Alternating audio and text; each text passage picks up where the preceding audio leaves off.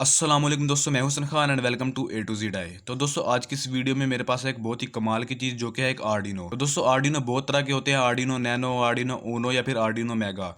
तो दोस्तों जो मेरे पास है वो है एक आर्डिनो नैनो। तो दोस्तों आज की इस वीडियो में मैं आपको आर्डिनोस के बारे में पूरी की पूरी इन्फॉर्मेशन देने वाला हूँ कि आर्डिनो होता क्या है, कैसे काम करता है और हम इसका किस किस जगह पर इस्तेमाल कर सकते हैं, और साथ ही साथ ये भी कि आर्डिनो नैनो, ऊनो या फिर मेगा के दरमियान में क्या फ़र्क होता है। और दोस्तों जो आर्डिनो के ऊपर पिन्स वगैरह लगी होती है इनका क्या काम होता है और कौन सी पिन को मैंने कहाँ पर इस्तेमाल करना है।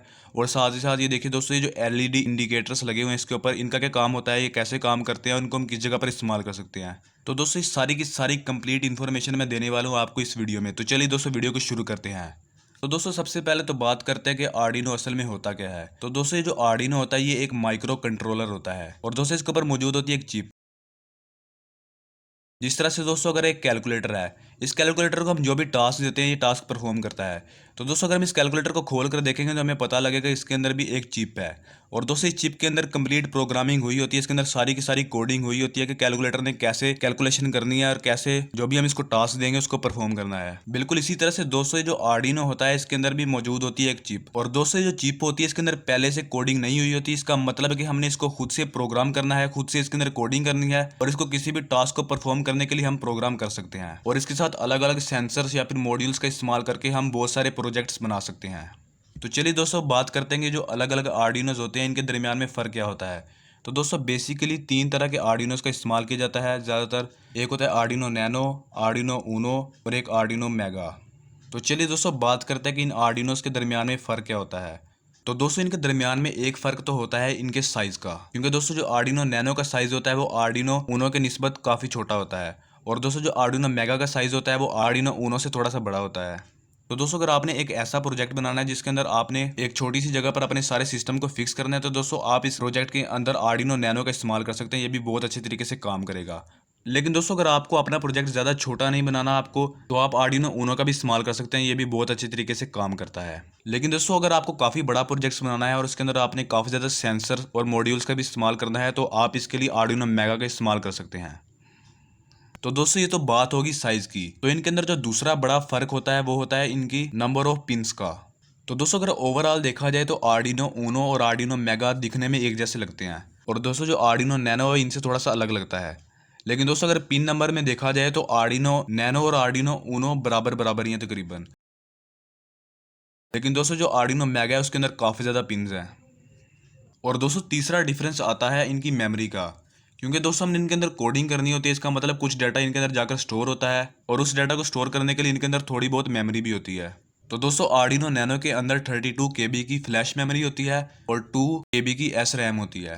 तो दोस्तों ये सुनने में तो काफ़ी ज़्यादा कम लग रही है, लेकिन इतनी सी मेमोरी के अंदर भी हम काफ़ी ज़्यादा कोडिंग को सेव कर सकते हैं। और दोस्तों जो आर्डिनो ऊनो होता है इसके अंदर भी तकरीबन इतनी ही मेमोरी होती है।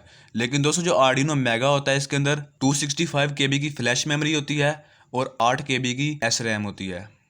तो दोस्तों इन तीनों के अंदर मेन डिफरेंस यही थे। तो दोस्तों अगर आपको एक नॉर्मल सा प्रोजेक्ट बनाना है तो आप उसके लिए एक आर्डिनो नैनो और आर्डिनो ऊनो का इस्तेमाल कर सकते हैं। लेकिन दोस्तों अगर आपको बड़े लेवल का प्रोजेक्ट बनाना है तो आप उसके लिए आर्डिनो मेगा का इस्तेमाल कीजिएगा।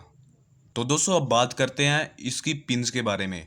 तो दोस्तों अगर आप कोई भी आर्डिनो लेंगे तो उसके अंदर आपको इस तरह की पिन्स नज़र आएंगी जिनके आगे डी लिखा होगा। जिस तरह से देखिए दोस्तों, आर्डिनो नैनो में D2, D3, D4, D5। तो दोस्तों ये जो सारी पिन्स है जिनके आगे डी लिखा हुआ है डिजिटल पिन्स हैं, और दोस्तों इन पिन्स के साथ हम कोई भी इनपुट या फिर आउटपुट डिवाइस लगा सकते हैं। और दोस्तों जब हम आर्डिनो के अंदर कोडिंग करते हैं तो हम आर्डिनो को बता देते हैं कि इस पिन को हमने आउटपुट देना है या फिर इस पिन को हमने इनपुट देना है। यानी कि D7 के साथ हमने इनपुट सेंसर लगाया या फिर D8 के साथ हमने सर्वो लगाई है। इसी तरह से दोस्तों हम ये सारी पिन्स का इनपुट या फिर आउटपुट डिवाइस को लगाने के लिए या फिर इनपुट या फिर आउटपुट लेने के लिए इस्तेमाल करते हैं।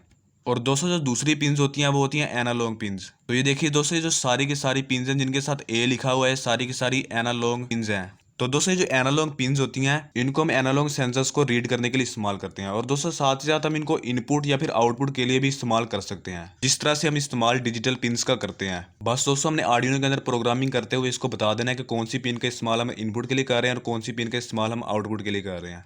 और दोस्तों इसके अलावा आर्डिनो के अंदर पावर सप्लाई पिन्स होती हैं। तो दोस्तों जो पावर सप्लाई पिन्स होती हैं इनका इस्तेमाल हम आर्डिनो को पावर देने के लिए करते हैं। या फिर दोस्तों अगर हमने आर्डिनो के साथ कोई सेंसर लगाया हो या फिर कोई और डिवाइस लगाया हो, तो उसको अगर हमने पावर सप्लाई देनी है, नेगेटिव पावर सप्लाई देनी है, तो उसकी पिन को हम आर्डिनो के ग्राउंड में लगा देते हैं।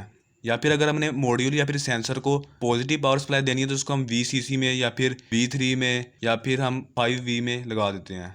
इसके अलावा दोस्तों आर्डिनो के अंदर RX TX पिन्स होती हैं और दोस्तों ये जो पिन्स होती हैं ये सीरियल कम्युनिकेशन के लिए इस्तेमाल होती हैं, डाटा को रिसीव या फिर ट्रांसफ़र करने के लिए। और साथ ही साथ दोस्तों आर्डिनो के अंदर डाटा केबल लगाने के लिए एक जगह भी होती है, वहाँ पर हम डाटा केबल को लगाकर अपनी आर्डिनो को कंप्यूटर के साथ कनेक्ट कर सकते हैं और उसके बाद फिर हम उसके अंदर प्रोग्रामिंग कर सकते हैं। तो दोस्तों अब बात करते हैं इन LEDs की कि इन LEDs का क्या फंक्शन होता है। तो दोस्तों जो RX और TX LEDs होती हैं ये बेसिकली तब काम करती हैं जब हम आर्डिनो के अंदर प्रोग्रामिंग कर रहे होते हैं। जब हम प्रोग्रामिंग करके आर्डिनो के अंदर अपने कोड को अपलोड करते हैं तब ये RX और TX LED ब्लिंक कर रही होती हैं, जो कि डाटा ट्रांसफ़र और रिसीव को शो करती हैं। तो दोस्तों जो तीसरी LED होती है ये होती है पावर LED, यानी कि दोस्तों जब हम अपने आर्डिनो को पावर सप्लाई देते हैं इन पावर सप्लाई पिन की मदद से या फिर डाटा केबल की मदद से, तब ये LED ग्लो करती है। इससे हमें पता लग जाता है कि हमारे आर्डिनो के अंदर पावर सप्लाई जा रही है। और दोस्तों जो चौथी LED होती है ये इनबिल्ट LED होती है और ये आर्डिनो की पिन नंबर D13 के साथ कनेक्ट होती है। यानी कि दोस्तों अगर हम आर्डिनो के अंदर प्रोग्रामिंग करते हैं कि पिन नंबर 13 पर जो डिवाइस लगा हुआ है वो ऑन हो जाए, तो दोस्तों जैसे ही वो डिवाइस ऑन होगा साथ ही LED भी ऑन हो जाएगी। यानी कि दोस्तों जो पिन नंबर 13 है इसके ऊपर जैसे ही कोई पल्स जाएगा ये LED भी ऑन हो जाएगी। तो दोस्तों जो मैं अपने चैनल पर अगली नई वीडियो डालूंगा तो उसके अंदर मैं आर्डिनो के अंदर एक ब्लिंक का प्रोग्राम अपलोड करूंगा जिसके अंदर मैं पिन नंबर 13 का इस्तेमाल करूंगा, यानी कि इस LED को ब्लिंक करेंगे। इसके अलावा दोस्तों हमें हर तरह के आर्डिनो के अंदर एक पुश बटन मिलता है और दोस्तों इस पुश बटन का इस्तेमाल करते हुए हम सर्किट पर मौजूद किसी भी दो पॉइंट्स को आपस में जोड़ सकते हैं। जिस तरह से दोस्तों अगर हम चाहते हैं कि जैसे ही हम पुश बटन दबाएं तो पिन नंबर D2 और D3 आपस में जुड़ जाए, तो फिर हम आर्डिनो के अंदर ये प्रोग्रामिंग करेंगे और जैसे ही हम पुश बटन को दबाएंगे तो पिन नंबर D2 और D3 आपस में जुड़ जाएंगी। इस वजह से दोस्तों ये जो पुश बटन होता है ये भी काफ़ी ज़्यादा प्रोजेक्ट्स के अंदर काम आता है। तो दोस्तों ये था आर्डिनो का एक इंट्रोडक्शन। तो दोस्तों अगर आपको इसके मुतालिक कोई भी सवाल पूछना है तो आप मुझे कमेंट करके पूछ सकते हैं। तो दोस्तों आज की इस वीडियो में इतना ही। अगर आपको ये वीडियो अच्छी लगी तो इसे लाइक ज़रूर कीजिएगा और दोस्तों इस तरह की मजीद वीडियोस के लिए मेरे चैनल को सब्सक्राइब करके बेल के आइकन को ऑल पे कर दें ताकि मैं आर्डिनो के मुतालिक जो नई वीडियोस अपलोड करूं उसका नोटिफिकेशन आपको आपके डिवाइस पर मिल सके। और दोस्तों इसके अलावा मैंने अपने चैनल पर काफ़ी ज़्यादा वीडियोस डाली हैं, वो भी मुझे उम्मीद है आपको काफ़ी पसंद आएंगी, आप वो भी जाकर देख सकते हैं। तो दोस्तों फिर मिलेंगे एक और नई वीडियो में, तब तक के लिए अल्लाह हाफिज़।